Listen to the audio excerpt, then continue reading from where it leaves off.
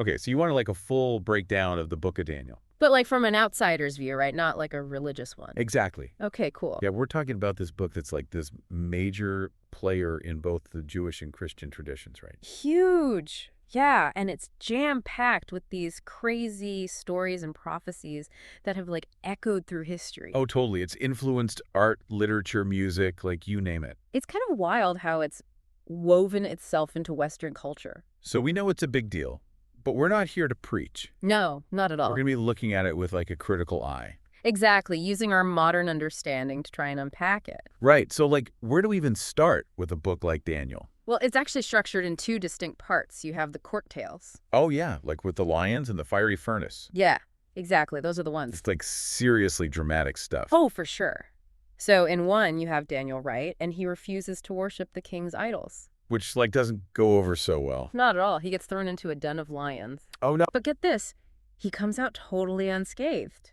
Wait, what? Yeah, his faith is supposed to have protected him.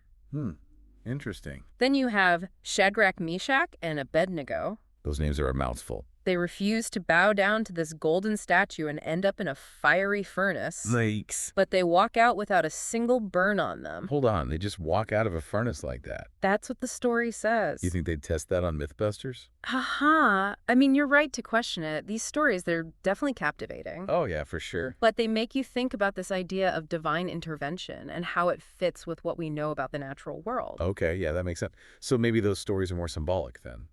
Could be. But what about the prophecies?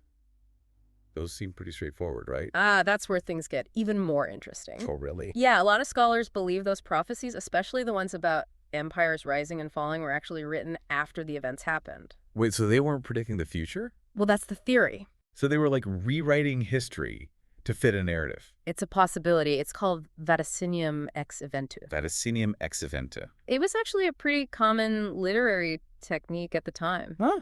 I never knew that. Like, imagine writing a prophecy about the American Revolution, but like after it happened. Oh, wow. So you're making it seem like it was destiny or something. Exactly. It's less about predicting the future and more about interpreting the past through a specific lens. That's a crazy thought.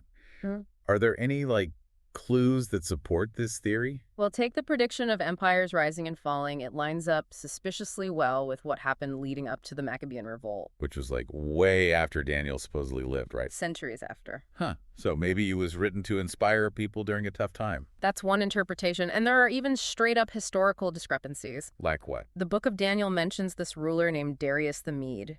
Okay. But there's now evidence he actually existed. So they just made him up. Seems that way, which, makes you question the accuracy of the whole book. Yeah, for sure. It's not looking so good for historical accuracy. Right. And then we have the whole moral and ethical side of things to consider. Oh, yeah, that's a big one. The God presented in Daniel can be seen as pretty harsh, even violent by today's standards. Oh, absolutely. Like, just look at the apocalyptic visions filled with images of destruction and judgment.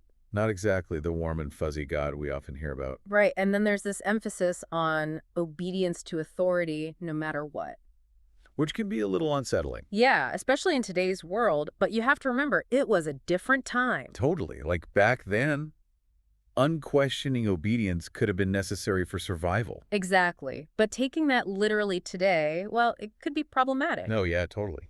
So it's interesting to see how interpretations change over time. Oh, absolutely. What might have been a message of hope back then? Could be seen as something completely different now. Exactly. So where does that leave us with the Book of Daniel? Well, it's definitely a fascinating read full of crazy stories and powerful imagery. Oh, yeah, for sure. But it's also super complex and leaves us with a lot to think about. Totally. It kind of makes you wonder how much of what we believe is shaped by like when and where we live. Oh, absolutely. What's seen as absolute truth in one era can be totally up for debate in another. Exactly. So what's the big takeaway here? I think it's about engaging with all texts, even sacred ones, with a critical mind. Okay. And remembering that beliefs and interpretations, they change as we learn and grow. So it's more about asking questions than having all the answers. I think so. And maybe even seeing a bit of ourselves in the struggles and questions that the book raises. That's a great point. Thanks for taking us on this deep dive into the Book of Daniel. My pleasure. It's been fun. And for you listening out there, keep thinking critically and questioning everything. Because who knows what you might discover. Until next time. See you then.